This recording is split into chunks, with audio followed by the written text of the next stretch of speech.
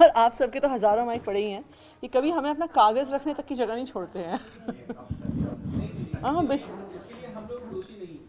100% आप ही दोषी हैं। बस ये भी सही है। लाइव पे ठीक है। पिछले कुछ दिनों से कश्मीरी माइग्रेंट टीचर्स जो दिल्ली में आए हैं उन पर बहुत राजनीति चल रही है।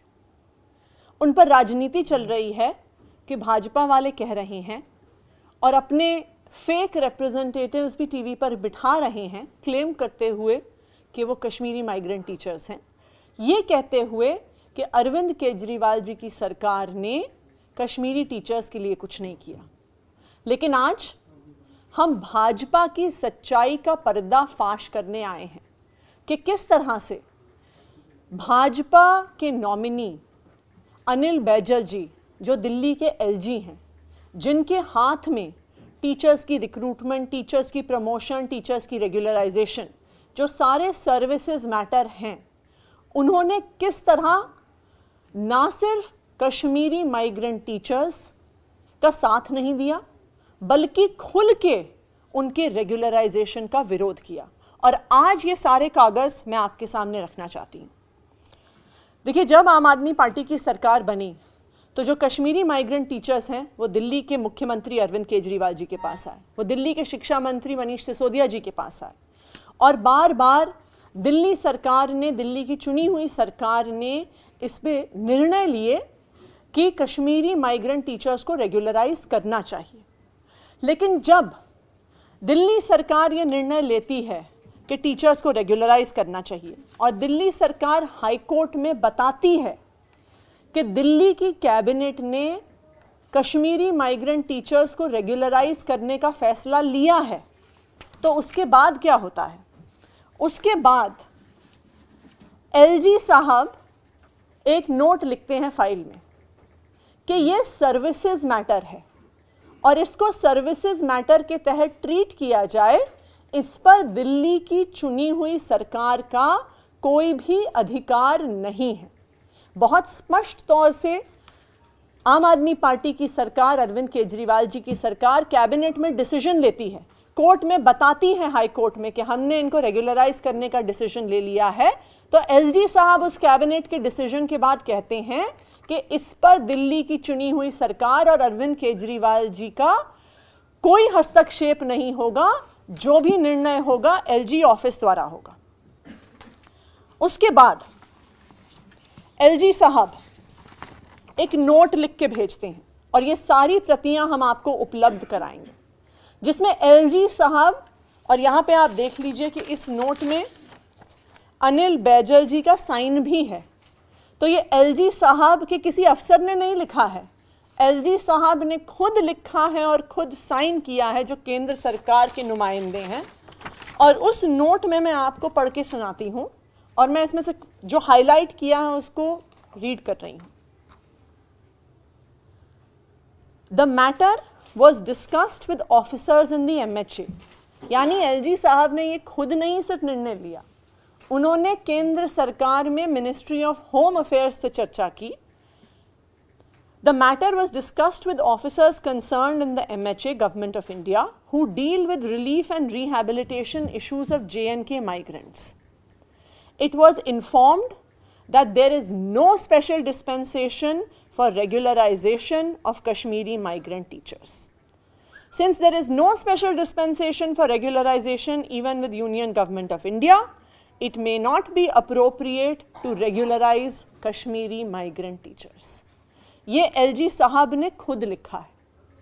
जब हाई कोर्ट की डबल बेंच ये फिर से निर्णय दे देती है कि आपको रेगुलराइज करना है, तो फिर एलजी साहब को ये फाइल भेजी जाती है कि हम सुप्रीम कोर्ट में SLP फाइल करेंगे डबल बेंच के निर्णय को चैलेंज करने के लिए। और जब SLP फाइल होती है तो कौन प्रस्तुत होता है दिल्ली सरकार और एलजी साहब की तरफ से? पिंकी आनंद जी। पिंकी आनंद जी जो भाजपा की लीगल सेल की अध्यक्ष हैं, जो भाजपा की प्रवक्ता हैं, जो भाजपा का पक्ष रखने के लिए अक्सर टीवी चैनल्स पर आती हैं। तो आज ये सारे कागजात देख के एक चीज स्पष्ट हो जाती है। कल तक हम ये कह रहे थे कि भाजपा ने, केंद्र सरकार ने कश्मीरी पंडितों के लिए कुछ नहीं किया, लेकिन आज हम उस स्टेटमेंट को मॉडिफाई कर रहे हैं।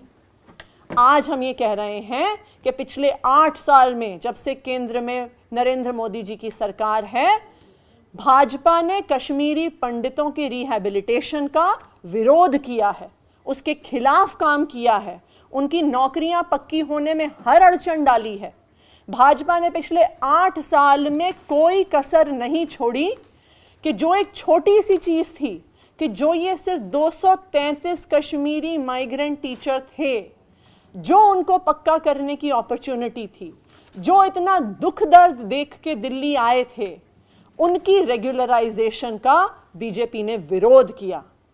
तो ऐसा अब नहीं है कि बीजेपी ने भाजपा शासित अपने एलजी साहब से, ऐसा नहीं है कि उन्होंने कुछ नहीं किया। भाजपा ने कश्मीरी पंडितों के पुनर्वास का, उनके पक्के होने का, उनकी जिंदगियां नॉर्मलाइज करने का विरोध किया है। सौरभ जी। हेलो, ये मसला परसों से शुरू हुआ है और आपको बहुत कम लोगों को जानकारी होगी कि कश्मीरी माइग्रेंट्स की ये जो प्रॉब्लम थी, इसको दिल्ली की चुनी हुई सरकार ने सुलझाया था और इसको रेगुलराइज किया, क्योंकि अरविंद केजरीवाल ने इसका कोई ढिंडोरा नहीं पीटा, मनीष सिसोदिया जी ने कोई ढिंडोरा नहीं पीटा कि हमने कश्मीरी माइग्रेंट्स के लिए ये किया। एक साधारण सी बात थी, हमने की, हमारा काम था। ये मामला क्यों आया? ये मामला तब आया जब कश्मीरी माइग्रेंट्स की चर्चा करते हुए अरविंद केजरीवाल जी ने कहा कि हमने 25 साल से भटकते हुए, दर दर की ठोकर खाते हुए कश्मीरी माइग्रेंट्स की समस्या का सलूशन हमने किया। और इसके अवज में भारतीय जनता पार्टी ने क्या किया? उनका आरोप क्या है? उनके 2 आरोप हैं। उनका पहला आरोप यह है कि उन्होंने एक झूठी फेक प्रेस रिलीज तैयार की, फैब्रिकेट की, जिसको करने में मास्टर है, जो एक दिलीप भान नाम के एक आदमी के नाम से प्रेस रिलीज हो गई। गवर्नमेंट स्कूल टीचर्स एसोसिएशन, जिसको इनके मेंबर ऑफ पार्लियामेंट, इनका आईटी सेल और इनके लोगों ने प्रचारित करना शुरू किया कि साहब, गवर्नमेंट टीचर एसोसिएशन जो है कश्मीरियों की, वो कह रही है कि अरविंद केजरीवाल की सरकार ने हमारा कुछ नहीं किया, ये तो कोर्ट ने किया। यही हुआ। आज हम आपके सामने गवर्नमेंट स्कूल टीचर्स एसोसिएशन असली का प्रेस रिलीज रख रहे हैं, जिसमें वो कह रहे हैं कि जो प्रेस रिलीज कर भारतीय जनता पार्टी वाले घुमा रहे हैं, जिसपे कई टीवी चैनलों ने बहस चला दी, वो नकली है। जिस आदमी ने वो प्रेस रिलीज दी वो नकली है, वो पूरा का पूरा लेटर हेड नकली है, सब कुछ नकली है। पहली चीज तो ये।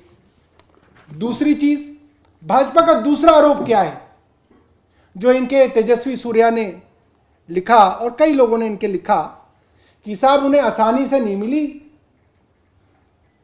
नीचे से लेकर ऊपर तक कोर्ट में जाके उन्हें हक मिला है। बहुत सही बात है, सच्चाई है। तो नीचे से ऊपर तक कोर्ट में जाना क्यों पड़ा, इसके बारे में चर्चा नहीं हुई। हाई कोर्ट में क्यों जाना पड़ा, डिवीजन बेंच में क्यों जाना पड़ा और फिर सुप्रीम कोर्ट में क्यों जाना पड़ा?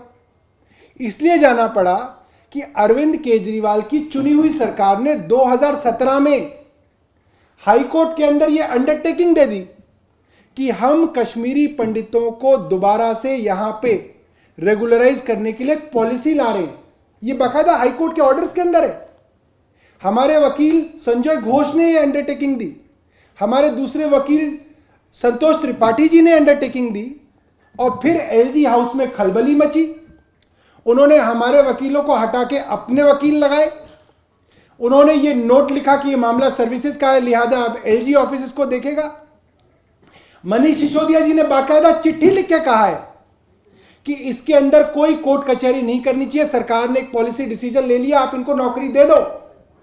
उसके बावजूद भाजपा के एलजी ने सुप्रीम कोर्ट के अंदर इसको चैलेंज किया और सुप्रीम कोर्ट के अंदर उनकी अपनी पिंकी आनंद पेश हुई और कश्मीरी पंडितों के, कश्मीरी माइग्रेंट्स के हक के खिलाफ ये लोग खड़े हुए। तो ये भाजपा का असली और सच्चा चेहरा है। ये लोग इतने झूठे, इतने नालायक, इतने मक्कार तरीके के लोग हैं, इस कॉन्फिडेंस से झूठ बोलते हैं कि कोई भी आदमी इनको देख के हैरान हो जाए कि यार कहीं सच ही तो नहीं बोल रहे। मगर फाइलें जो हैं, फाइलों के अंदर जो है, खुशी की बात है कि आज भी देश जो है फाइलों से चल रहा है, व्हाट्सएप से नहीं चल रहा। तो ये फाइलों में दर्ज है कि इनके क्या कुकर्म थे, इन्होंने क्या क्या कश्मीरी माइग्रेंट्स के बारे में लिखा। यहां तक कि एलजी ने यह लिखा कि ऐसा कोई प्रावधान जब केंद्र सरकार में नहीं है कश्मीरियों के लिए, साफ शब्द है कि कश्मीरी लोगों के लिए ऐसा कोई स्पेशल प्रावधान जब केंद्र सरकार में नहीं है तो दिल्ली सरकार में कैसा हो सकता है। लिहाजा इसके खिलाफ हमें सुप्रीम कोर्ट जाना चाहिए। और सुप्रीम कोर्ट में मुंह की खाई, और मुंह की खाने के बाद जो है दिल्ली सरकार ने इनको इनके लाखों रुपए जो एरियर्स थे और जो इनके पैसे बनते हैं रेगुलराइजेशन के, बैक डेट में दिए। और दूसरी एक और चीज मैं आपको हैरानी की बता देता हूं, इस सुप्रीम कोर्ट के ऑर्डर के आने के बावजूद कश्मीरी पंडितों की कसम खाने वाले, देश की राष्ट्रभक्ति की कसम खाने वाले भाजपाइयों द्वारा चलाई गई एमसीडी, ये जो ऑर्डर था ये दिल्ली सरकार के टीचर्स के बारे में भी था और एमसीडी के टीचर्स के बारे में भी था। आप पता कर लीजिए, एमसीडी के कश्मीरी माइग्रेंट्स के पास जाके माइक लगा दीजिए, एमसीडी के कमिश्नर से पूछ लीजिए, आज तक की तारीख में एमसीडी के कश्मीरी माइग्रेंट टीचर्स को एरियर नहीं दिए गए हैं, सिर्फ दिल्ली सरकार ने दिए हैं। यह है इन भाजपाइयों का सच्चा चेहरा, यह है इनके झूठ का नकाब जब उतरेगा तो यह है इनकी सच्चाई। इन्होंने कुछ नहीं किया कश्मीरी पंडितों के लिए। कश्मीरी पंडितों के लिए क्या, इन्होंने पंडितों के लिए कुछ नहीं किया। इन्होंने सिर्फ और सिर्फ उनके खिलाफ साजिशें की हैं, यूपी में उनके एनकाउंटर कराए हैं। जहां इनको पता चल जाता है कि ये ब्राह्मण है, उसके एनकाउंटर कराने के लिए पूरी की पूरी सरकार जो है उनके पीछे पड़ जाती है। ये इनका असली चेहरा है। बहुत बहुत धन्यवाद। 233 कोई आपका सवाल है? आप लोग उनको ही एक बार पेश करवा दें तो ज्यादा अच्छा है ना। उनकी बाइट जो है आज हुई है। नहीं, आपके जैसे साथ में बात हुई है, ये बार बार चिल्ला चिल्ला के टीवी पे बोल रहे हैं इस चीज को। आप क्या देखिए, चिल्ला तो वो रहेंगे, अभी आगे कई सालों तक चिल्लाते रहेंगे, उसको आप नहीं रोक सकते। जो माइग्रेंट टीचर एसोसिएशन है, गवर्नमेंट स्कूल टीचर्स एसोसिएशन, उनका ये लेटर हेड है, उस पर उन्होंने दिया है। और उन लोगों ने आज एएनआई को बाइट भी दी है कि जो लेटरहेड कल घूम रहा था वो फेक है, फैब्रिकेटेड है, और ये असली उनका लेटर है जिसमें उन्होंने दिल्ली सरकार को और अरविंद केजरीवाल जी को धन्यवाद दिया है कि कैबिनेट नोट लाने की वजह से उनकी मदद हो पाई है और वो रेगुलराइज हो पाए। जिसके नाम से लेटर घूम रहा है दिलीप भान, कौन है? हम तो नहीं जानते। उन्होंने ये भी लिखा कि हम खुद ही नहीं जानते आदमी कौन है और ना इस ऑर्गेनाइजेशन का मेंबर है वो। इन्होंने अपने प्रेस रिलीज में स्पष्ट तौर पे लिखा है, We condemn the fake unsigned press release which is circulating in the name of our association, given in the name of some Mr. Dilip Bhan, who is not known to us and who is not a member of our association. तो ये स्पष्ट तौर पे कह रहे हैं, ये signed press release है इनके ऑफिस बियरर्स और मेंबर्स द्वारा कि ऐसा कोई भी व्यक्ति दिलीप भान के नाम का हमारी एसोसिएशन का मेंबर नहीं है। तो देखिए, ये भाजपा की क्लासिक राजनीति है। वो किसी झूठ को भी सच का खाका पहना देते हैं। किसी भाजपा के कार्यकर्ता ने एक प्रेस रिलीज बना के मीडिया में डाल दी, उनके सारे व्हाट्सएप नेटवर्क ने चला दी, मीडिया हाउसेस ने उठा ली।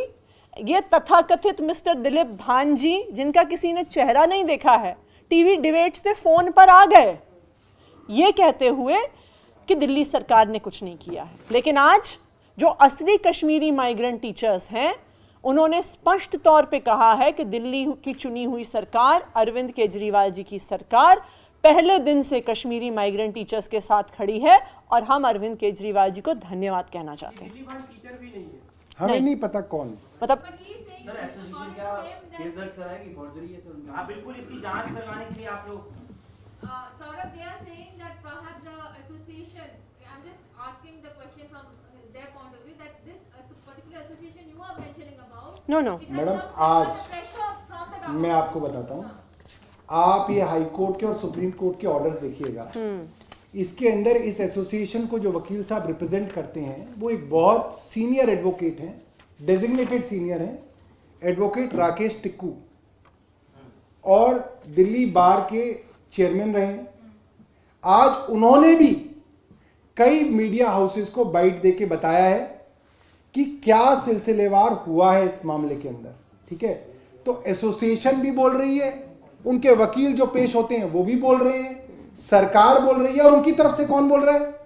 एक फैब्रिकेटेड लेटर। वो कौन आदमी है वो किसी को नहीं मालूम। तो आप ये समझिए, ये तरीका है। ये वो लोग हैं जिन्होंने दिल्ली के अंदर जो ऑक्सीजन की डिमांड थी उसके खिलाफ भी एक, आपको याद होगा, एक अनसाइंड रिपोर्ट चला दी थी और कई दिनों तक चली थी। और दूसरी, आप ये कोर्ट के सारे ऑर्डर्स देख सकते हैं, ये वही ऑर्गेनाइजेशन है जो कोर्ट के केसेस में मेंशन्ड है।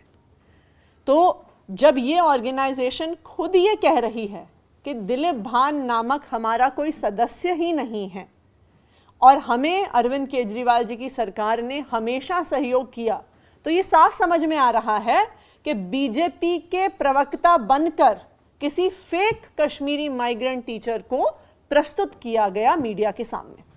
Sir, for the fair investigation, what are you going to take that step for? आप देखो, क्या यहाँ दिल्ली पुलिस से आप क्या उम्मीद करते हैं? वो क्या इन्वेस्टिगेशन करेगी और क्या करेगी? वो भी नहीं है कोई उम्मीद आपको? बताइए, आपको है तो बताइए। अरे जो कहता है कि गोली मारो सालों को, उसके लिए तो कुछ कर। सर, जब आम आदमी पार्टी लेकिन पर इतनी बड़ी बात आ रही है, तो लेकिन मेरा यहाँ पे सारे मीडिया के सीनियर सदस्य बैठे हैं। मेरा मीडिया चैनल से भी ये आग्रह है कि आपके चैनल्स ने ये जो चिट्ठी चलाई, तो हमने क्या इन्वेस्टिगेशन किया, हमने क्या एग्जामिनेशन किया कि ये कौन व्यक्ति हैं, ये ऑथराइज्ड व्यक्ति हैं कि नहीं हैं, ये मीडिया चैनल्स को भी सोचना चाहिए। मीडिया चैनल्स को सारा देश देख रहा है। आप पर एक बहुत जिम्मेदारी बनती है कि जो कागजात, जो सूचना आप अपने टीवी चैनल्स पर चलाएं, उसकी जांच और उसकी इन्वेस्टिगेशन करना तो आपकी जिम्मेदारी है। नहीं, सबने नहीं चलाया, किसी ने चलाया। मतलब जिसने चलाया उसको पता है, जिन्होंने चलाया वो पता ही है। Thank you.